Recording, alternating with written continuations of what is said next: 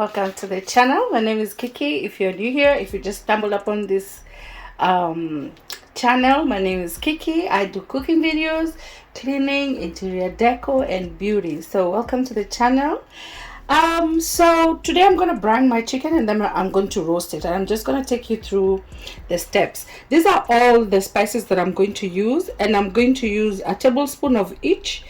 The bay leaves, I'm going to use 3 of them, and then the garlic powder, I'm going to use 2 tablespoons because I love garlic.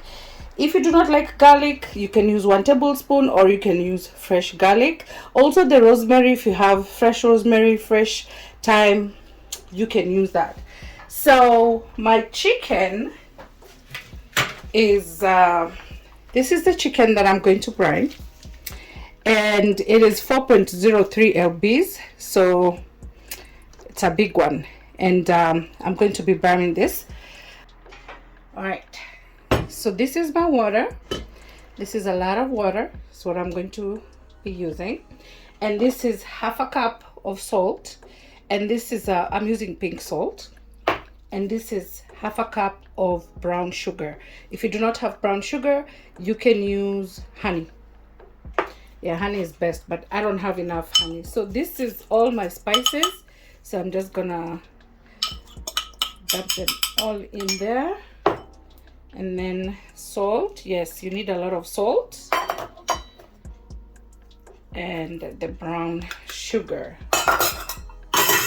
If you have lemons as well, you can go ahead and add the lemons in here. I do not have any lemons in the house, so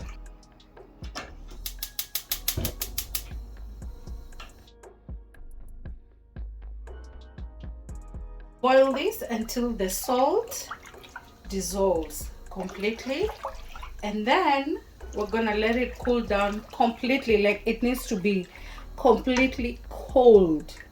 So after it comes to a boil, like 5 minutes, and all the salt and sugar has dissolved, we're going to let it cool down completely, then bring back our chicken and then put it in the fridge. So please don't forget, this has to be completely cool when you introduce your chicken.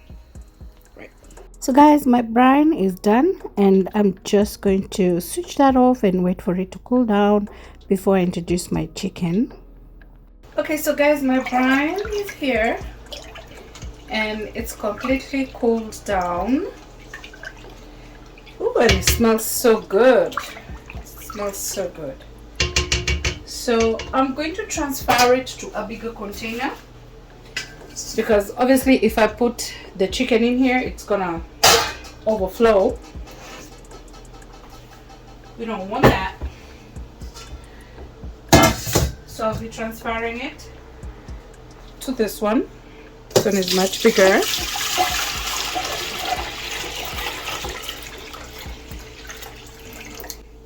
Okay. Also want to make sure that once you place your chicken, it's completely covered. If it's floating, you can put something on top to make sure that it stays down. Okay.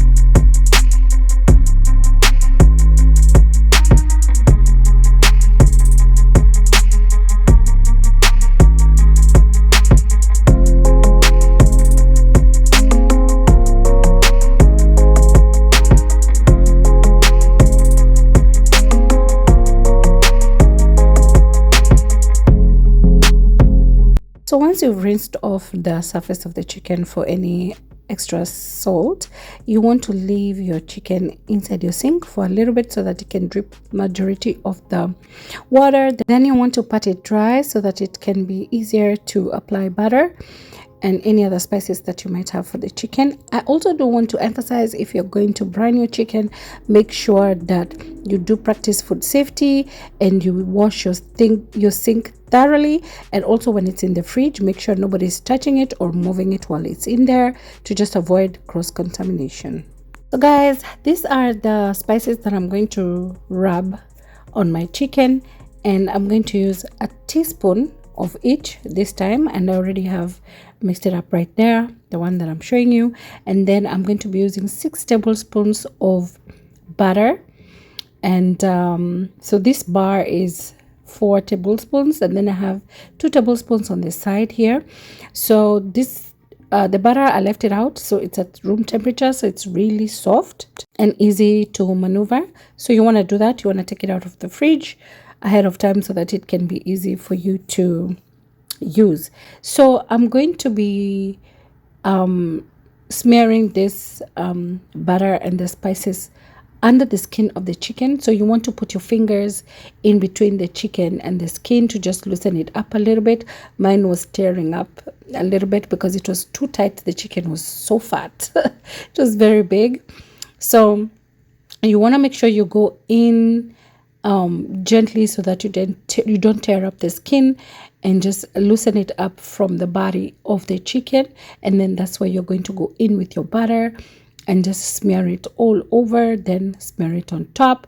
If you want to add extra spices like I do, I wanted to add a little bit of garlic, a little bit of paprika, a little bit of black pepper just on top, just give it that crispy look.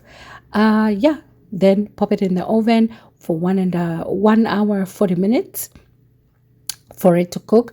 You do want to make sure that your chicken fully cooks, and for it to be fully cooked, it has to be at a temperature of 165 Fahrenheit to make sure that it is fully cooked. So what I did is that once the chicken was inside the oven, I cooked for like 45 minutes. Then I turned the chicken to a different direction. I did not turn the chicken itself.